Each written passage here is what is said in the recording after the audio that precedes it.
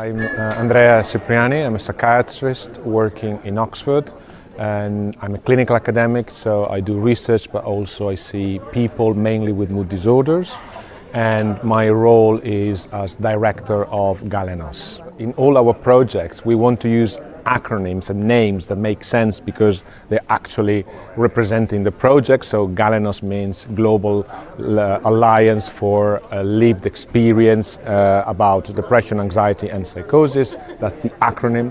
But at the same time, there has to be a story behind. And Galenos, or Galenos as the Greek people call it, was a doctor, lived many centuries ago, and he was actually a sort of refugee or an expat, somebody moving across countries because he was Turkish by birth, and then he moved to Greece where the best philosophy and the best medicine was at that time. And he was always questioning the current knowledge, trying to identify and understand better what are the mechanisms in the body.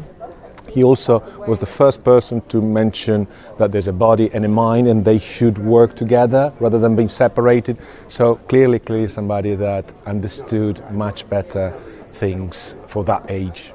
Galenos is a unique opportunity, what we call evidence synthesis 2.0, because usually we see evidence synthesis as a sort of summary of existing knowledge far down the line. So the outputs are produced after many years, and these are results that should inform clinical practice.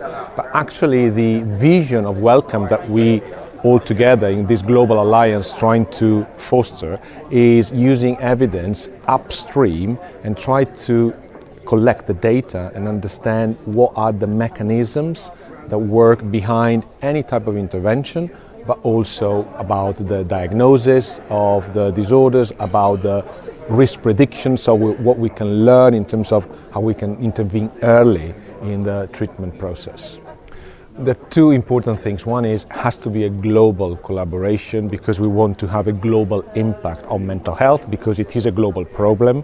So it doesn't make any sense to focus on specific countries or specific areas in the world.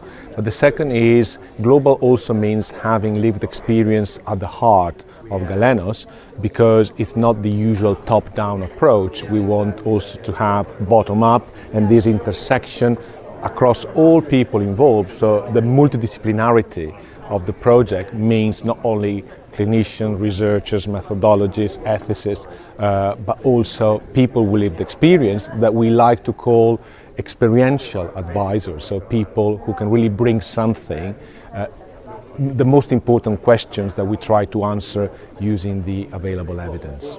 Because Galenos is about living systematic reviews, the questions have to be relevant now, but also likely to be relevant 5 years down the line.